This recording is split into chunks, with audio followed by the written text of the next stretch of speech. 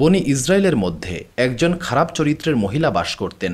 তিনি দেহ ব্যবসার সঙ্গে জড়িত ছিলেন। তার এই পেশার কারণে সমাজে তিনি অত্যন্ত নিন্দিত এবং পাপিষ্ঠা হিসেবে পরিচিত ছিলেন। একদিন তিনি রাস্তা দিয়ে হেঁটে যাচ্ছিলেন। তখন তিনি দেখতে পেলেন একটি কুকুর প্রচণ্ড পিপাসায় কষ্ট পাচ্ছে। কুকুরটি এতই পিপাসার্ত ছিল যে মরুভূমির উত্তপ্ত বালুর উপর শুয়ে হাঁপাচ্ছিল এবং তার জিহ্বা বের করে শ্বাস নিচ্ছিল। উক্ত মহিলা এই দৃশ্য দেখে মর্মাহত হয়েছিলেন। তিনি ভাবলেন, এই কুকুর মহান আল্লাহ তাআলার সৃষ্টি এবং সে পিপাসায় কষ্ট পাচ্ছে। তিনি তার হৃদয়ে দয়া অনুভব করলেন এবং সিদ্ধান্ত নিলেন তিনি এই কুকুরটিকে পানি পান করাবেন।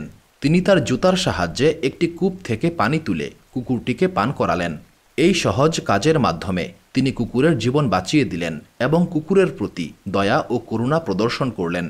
কুকুরের প্রাণ রক্ষা করার জন্য মহান আল্লাহ তাআলা উক্ত মহিলাকে ক্ষমা করে দিলেন এবং তাকে জান্নাত দান করলেন। সুবহানাল্লাহ। সহিহ বুখারী হাদিস নাম্বার 3467 এবং সহিহ মুসলিম হাদিস নাম্বার 2245।